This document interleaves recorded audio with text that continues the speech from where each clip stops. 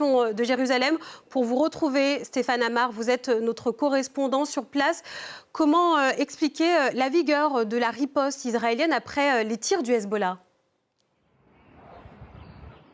Et l'explication est simple et c'est tout à fait en écho avec ce que Serge vient de dire, c'est qu'Israël veut exercer une pression maximale sur le Liban pour qu'il empêche le Hezbollah à la fois d'entrer dans cette guerre, mais plus largement que le Liban poursuive ses désarmements de cette milice chiite aux ordres de l'Iran. Pour Israël, c'est une ligne rouge et les dirigeants israéliens, comme le disait Serge, avaient dès le départ, expliquer qu'il y aurait une tolérance zéro pour la moindre attaque sur le territoire israélien venant du Hezbollah.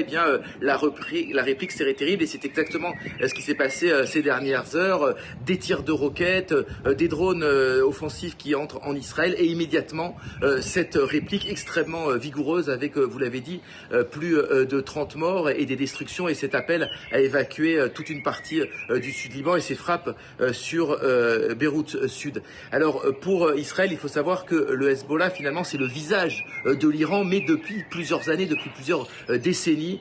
C'est un mouvement qui mène des attaques sur le territoire israélien et qui est, d'une certaine manière, le principal proxy de l'Iran au Proche-Orient, si on exclut bien sûr le Hamas, mais qui, lui, avait une existence beaucoup plus autonome avant d'être soutenu par l'Iran. Et Stéphane, sur son territoire, Israël reste sous la menace des tirs de l'Iran.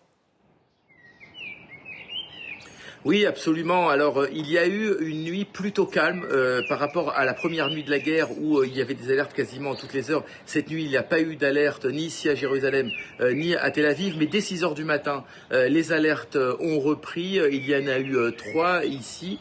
Pour l'instant, pas de dégâts majeurs ni de victimes signalées. Mais le pays reste en état d'alerte. Alors, les écoles sont fermées. La plupart des commerces aussi sont fermés, à part les commerces essentiels. Les gens sont invités à travailler depuis leur domicile. Le pays reste extrêmement mobilisé et toujours aussi motivé, je dirais, à poursuivre cette guerre. Merci beaucoup Stéphane.